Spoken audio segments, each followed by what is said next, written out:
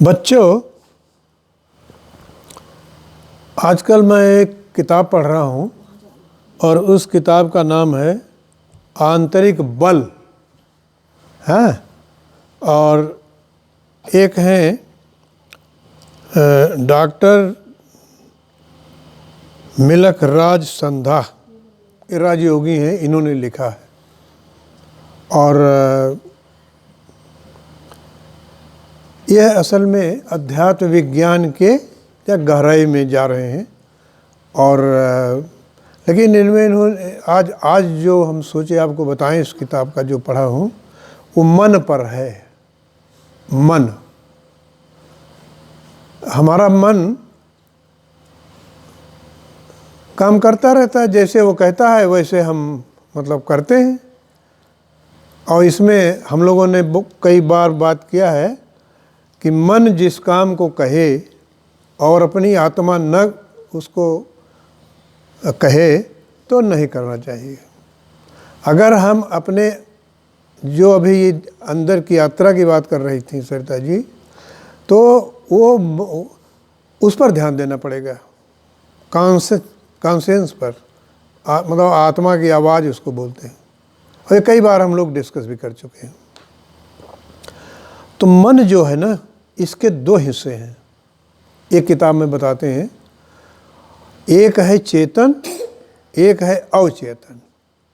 तो जो ये हम लोग का मन जो इधर उधर भागता रहता है, काम करता रहता है, पढ़ो न पढ़ो, जाओ न जाओ, है, ये जो करता रहता है, ये चेतन मन है। और अवचेतन मन जो है वो जैसे लाइब्रेरी होती है ना, पुस्तकालय या मेमोरी, वो एक स्टोर हाउस है। तो इन सूचनाओं का, कौन सी सूचनाएं जो हमारे संज्ञान में आती हैं, कोई भी, और ये तो ये लिखते हैं कि हम जितने जन्म हमारे हुए होंगे और वहाँ भी जितने भी विचार और हमने चीज़ों को देखा होगा, वो सब उसमें रिकॉर्डेड है। और ज़रूरत के अनुसार जैसा मन चाहता है वैसा वो अवचेतन मन तुरंत देन एंड देर सामने लाता जाता है। और मन उस पर्टिकुलर सोच को और मंथन करते हुए आगे बढ़ता है। तो विचार दो प्रकार के होते हैं, एक होता है सकारात्मक, एक होता है नकारात्मक। इसका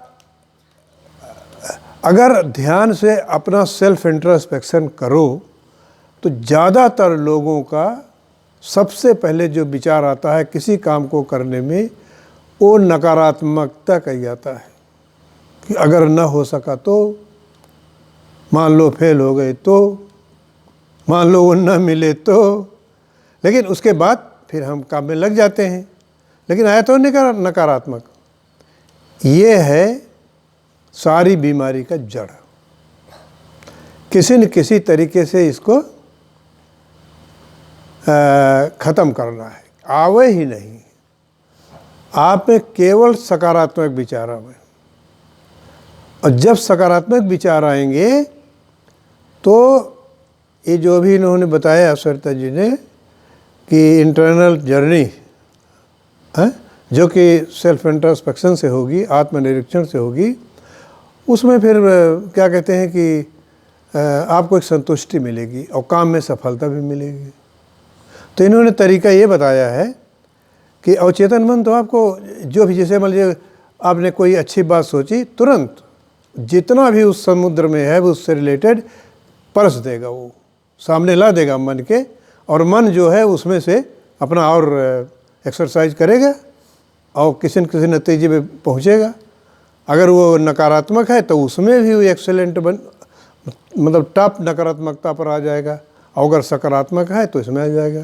तो लेकिन हम सकारात्मक बने कैसे, नकारात्मक आ गया तो इतना आपको तो ध्यान देना ही पड़ेगा कि मन जैसे ही कोई नकारात्मक विचार आवे, तुरंत आप पॉजिटिविटी, सकारात्मकता पर सोचने लगो। और अगर न हो पावे तो कोई पुस्तक ले लो, उसको पढ़ना शुरू कर दो, तो डाइवर्ट हो जाएगा और नकारात्मकता का भाव ख़त्म हो जाएगा। इसीलिए स्वाध्याय पर बहुत जोर दिया गया है। लेकिन बड़ी विडंबना है कि आजकल कोई पढ़ना ही नहीं चाहता भाई, कोई नहीं पढ़ना चाहता।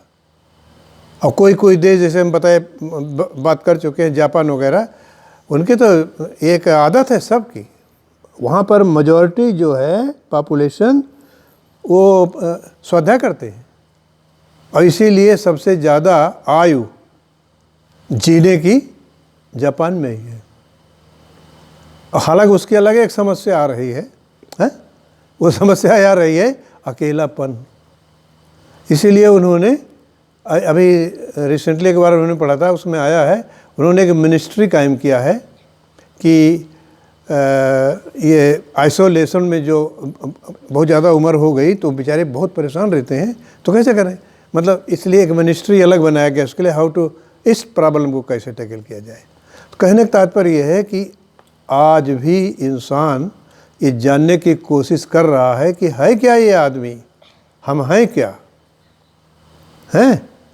तो इसलिए बेटा किसी भी तरीके से इसको क्लियर कर लो, और न हो तो बाद में इसको किताब ले पढ़ना, कैसे हम नकारात्मकता को सकारात्मकता में बदलें। देखो जहाँ तक प्रगति की बात है ना, इसके लिए तो बड़ी बड़ी संस्थाएं भी आ रही हैं। हम बार बार बात करते हैं कबीर शांति मिशन लखनऊ की, उनका ऑब्जेक्टिव ये ही है कि समाज में सकारात्मकता फैलाना। कहने का तात्पर्य ये है कि प्रयास हो रहे हैं, लेकिन वो इतने ज़्यादा नहीं है कि प्रभावी तुरंत हो जाए, ये तो टाइम लगेगा। और टाइम कितना लगेगा, 1 2 4 साल नहीं, हज़ारों साल लगेंगे, क्योंकि आदमी प्रोसेस ऑफ एवोल्यूशन में प्रगति कर रहा है, मतलब वो इंसान बन रहा है। इंसान का इंसान से हो भाईचारा, यही पैगाम हमारा, ये एक पिक्चर में आया था। तो बेटा आप लोग सकारात्मक सोच विकसित करने की कोशिश कीजिए। इसके लिए सबसे बढ़िया उपाय है ध्यान, स्वाध्याय और आत्मनिरीक्षण। तो बार बार इसलिए कहना पड़ रहा है कि शायद कभी आपके मन में आ जाए है? और इसको करने लगो। अब हम देखते हैं आप लोग क्या कहते हैं, अपने मानस पटल पर ही आज की बातों को अंडरलाइन करते हो। पता नहीं घर जाके डायरी बनाया कि नहीं अभी तक, उसमें नोट कर लेते हो इस तारीख में, है। तो बहुत अच्छा है। इतनी सर्दी में देखिए आप लोगों ने डिसाइड किया नहीं हम सत्संग बंद नहीं करेंगे, ये बहुत बड़ी बात है। ईश्वर की बहुत बड़ी कृपा है आप लोगों पर और हम लोगों पर भी।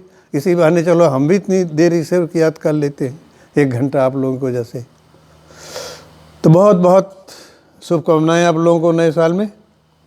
और प्राथमिकता तो आपकी पढ़ाई है ही है, उसके बाद ये सब चीज़ें हैं। ऑल द बेस्ट बच्चों।